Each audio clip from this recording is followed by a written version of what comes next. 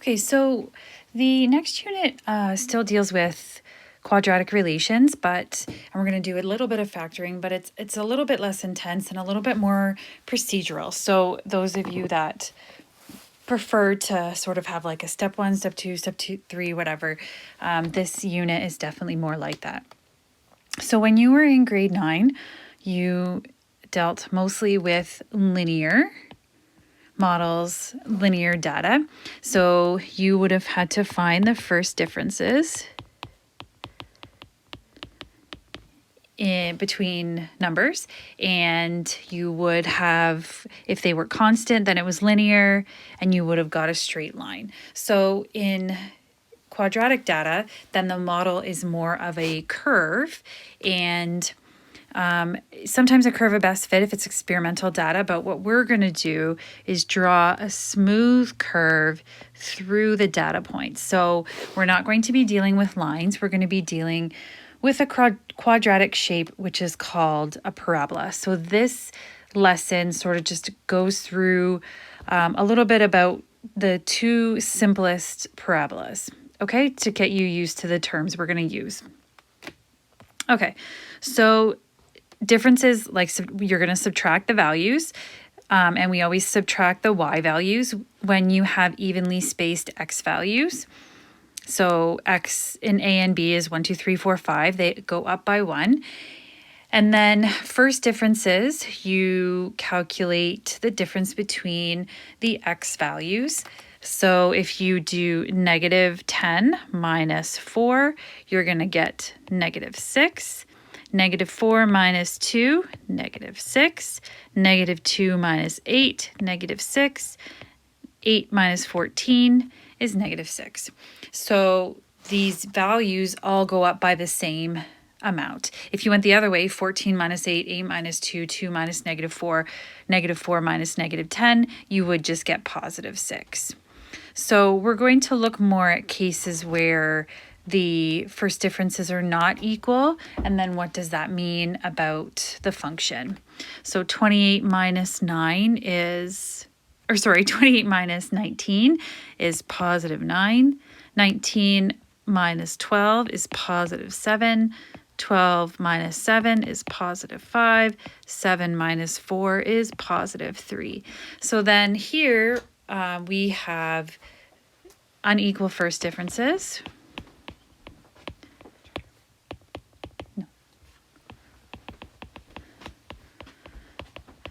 So therefore it's nonlinear. You can have equations that are, there's not just two categories, linear and nonlinear. So in grade 9, you did linear. Grade 10, we switched over to quadratic. And then next year, you'll look at different exponential functions, okay? So now the first differences are unequal. So now, but what about, we're going to do the second differences. Okay, so 9 minus 7, 2, 7 minus 5, 2, 5 minus 3, 2. So when the second differences are equal, that means,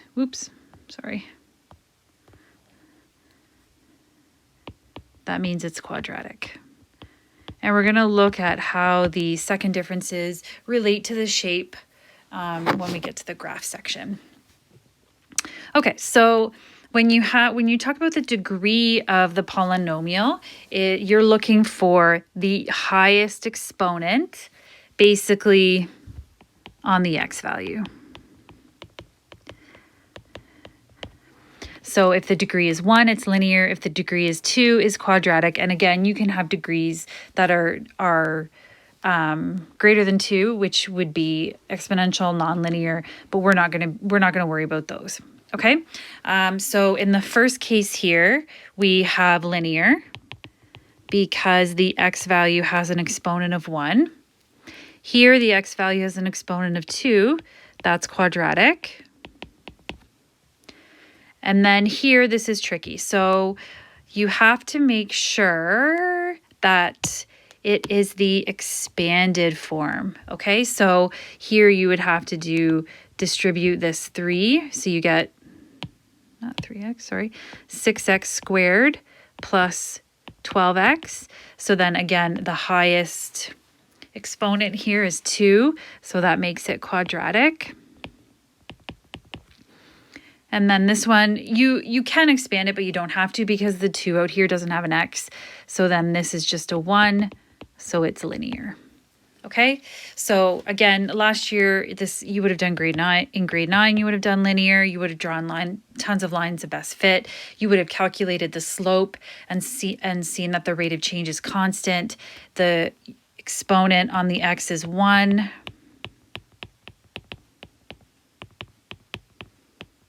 And the first differences are constant. Now with quadratic, then we have a nonlinear relationship.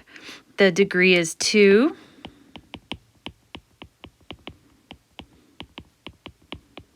And these second differences are constant. And then grade 11 will be, you'll talk about maybe curves of best fit. You'll look at, in physics and chemistry, experimental data more, where you get a curve of best fit as opposed to being able just to connect the dots. Okay, so let's take a look at the graph. So what we're going to do, we're first going to use a table of values, but we're really going to try by the end of this section to move away from the table of values. We're going to look at some tricks in order to graph a parabola that it's actually pretty good, pretty neat. Okay, so this is going to be our base parabola. So remember we have the exponent of 2. So everything we do after this slide, we're going to compare it to this base parabola, y equals x squared. Okay, so I'm going to complete the table of values. So I'm going to, wherever I see an x, I'm going to plug in the number. So 4 squared is 16. 3 squared is 9. Negative 2 squared is 4. 1 squared is 1. Okay, so then 0. 1 squared is 1. 2 squared is 4. 3 squared is 9. And 4 squared is 16. Okay, so then it says to plot the points. So now I've got ordered pairs. So my first x value is negative 4 and the y value is 16. The negative 3 and the y value is 9. Negative 2 and 4. And then 0, 0. Oh, I forgot. I was going to say what? Negative 1 and 1. Sorry, I forgot that. Okay, and then on the other side, positive 1, positive 1. Positive 2, positive 4. Positive 3, positive 9. Positive 4, positive 16. Okay, so you can see hopefully that we have a shape that is symmetrical. Okay, so then it says to draw a smooth curve through the points. So we're going to connect the dots, but we want it to be a curve. So it doesn't matter what side you start on. If you go this way, you get a curve. And if you go this way, you get a curve. Now, logically, if we did, negative 5 and 5, then our graph would keep going. So similar to last year, if you want to put in some little arrows at the end to show that your curve is going to be increasing. So one of the other things that we need to do is talk about the maximum and minimum value. So if you look at this curve, it's increasing up. So I mean, the graph does not go below this point down here, right? So then you can see that every value other than that value, the lowest point here, is greater. So we have 0, 0, 1 is greater than 0, 4 is greater than 0, 9 is greater than 0. So this is going to be, it has a minimum value. And the minimum value is 0, 0. And we're going to call that something special when we make our final definitions. Okay, so you can see the curve is symmetrical.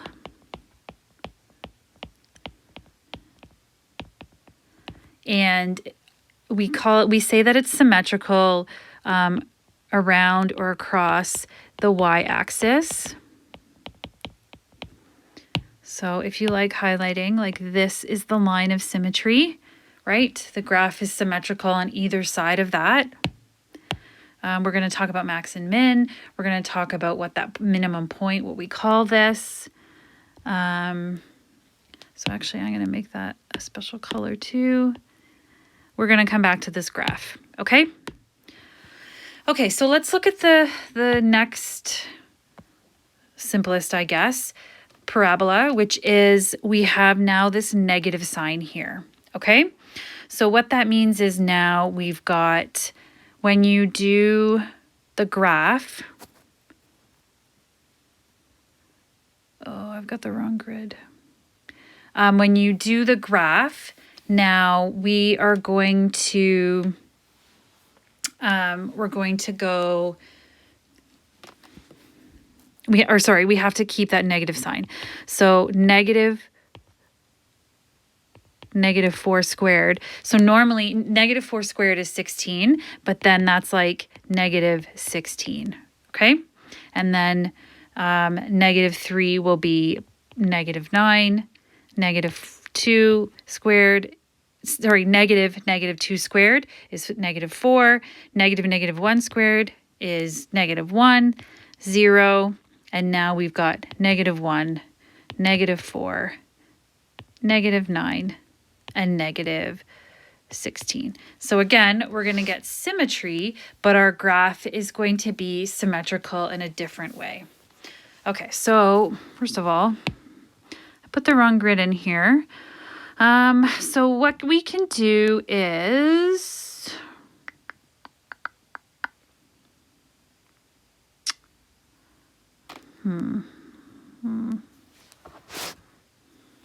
sorry, just give me a second here. Let's see what I can do. Okay, we're just going to pretend and do a terrible job, but that's okay. So I want the 0. This is the y-axis, x-axis. I'm going to make this 0. Since all the values are negatives, then that it should be upside down. Negative 2, negative 3, negative 4, negative 5, negative 6, negative 7, negative 8, negative 9, negative 10. So we'll just do up to 3. Because you'll be able to see the pattern. Okay, so now we're going to do negative 3, negative 9-ish.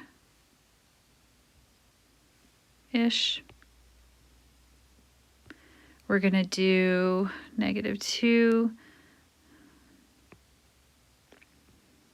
negative 1, negative 1, 0, 0, 1, negative 1, 2, negative 4, 3, negative 9.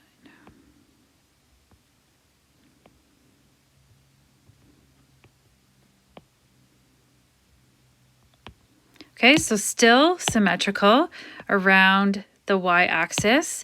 We still have a point that is definitely the end point of this parabola, but this time now this parabola, we call it, we say that it opens down, and that has to do with the negative sign, which we'll talk about another day as well.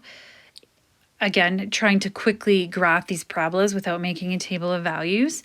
And so the graph has, instead of a minimum value, now it has a maximum value.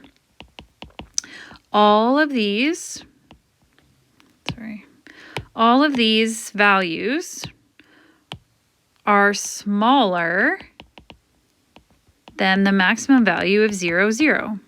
all the y values. So -1, -2, -3, -4, -5, -6, etc.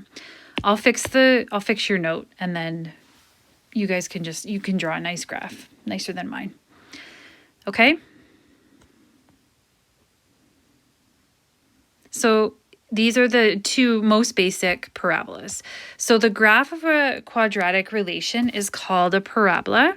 And again, there it is. We're going to discuss for this whole unit transformations and shifts in the graph related to y equals x squared. So we say that the graph is symmetrical about the y-axis, which is why we highlighted it. So we call the y-axis the axis of symmetry. And it has the equation. So if you look at this graph, all of the x values here we only have one x value of 0, and then the y values are different. So when you have to summarize, then we say that because all of the x values are one value, then we use that. So the axis of symmetry in our simple parabola has an equation of x equals 0. So when we change or shift the parabola, then wherever it's symmetrical, that's going to be its axis of symmetry. The point where the parabola intersects the axis of symmetry is called the vertex. And the vertex is in a very, we're going to use this word until you're so sick of it. Okay, so the vertex is the extreme point. So whether it's the minimum or maximum, and there's a pattern in the y values. And we call that the step pattern. Okay, so let's go back to our graph for a second. So this, what color did I use down here? Red, okay. So this x value here is the vertex. So yes, it's the minimum value, but it's also the vertex. Same with this one. This value here is called the vertex.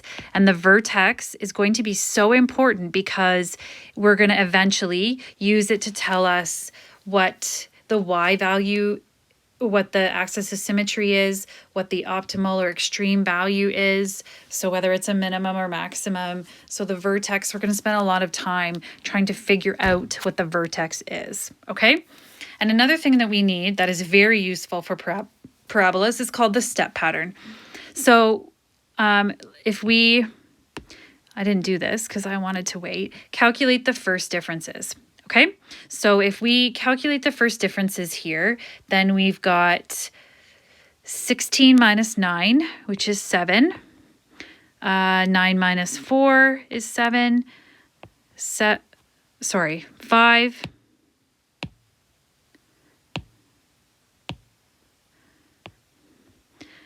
4 minus 1, 3. 1 minus 0 is 1. And then if we go up here again, this is 7, 5, 3, and 1. So we have this pattern here. And we call that, yes, those are the first differences. And they're obviously not equal. But in a parabola,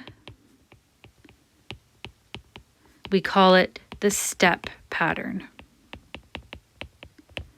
Okay, so I'm going to pick a different color, pick orange. So you start at the vertex. Remember how important the vertex is.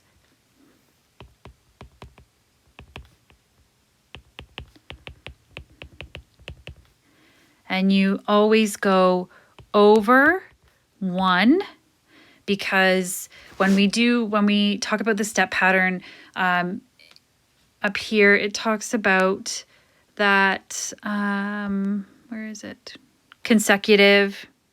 Evenly spaced x values. When we do this, our evenly spaced x values, they're going to go up by 1. Okay, so we're going to go over 1, and then we're going to go up according to the step pattern.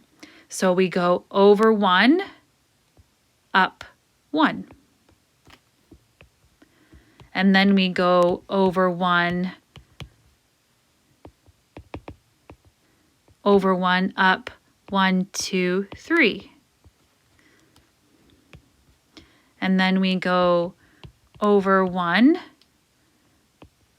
up 1, over 1, up 1, 2, 3, 4, 5. Just like the first differences. 1, 3, 5, 7. So then without even looking, you can probably guess, sorry, I ran out of room there, that we're going to go over 1 and then up 1, 2, 3, 4, 5, 6, 7. Okay? So that's called the step pattern. So basically, this is the first differences in a quadratic relation. Okay, so this slide's important. This is basically the summary of what we've done today so far, okay? So when you have a parabola, then the parabola, if the a value is positive, then it opens up, which means the vertex is a minimum point. And the equation of axis of symmetry, x equals 0. And the step pattern is, again, over 1, up 1, over 1, up 3, over 1, up 5. So we actually often write this step pattern like 1, 3, 5, 7. Okay? Then when you have a negative number out front of the x squared, we say the parabola opens down and the vertex is considered to be a maximum. And then the same equation for the axis of symmetry, but then when you do the step pattern, it's over 1 and then you go 1 down.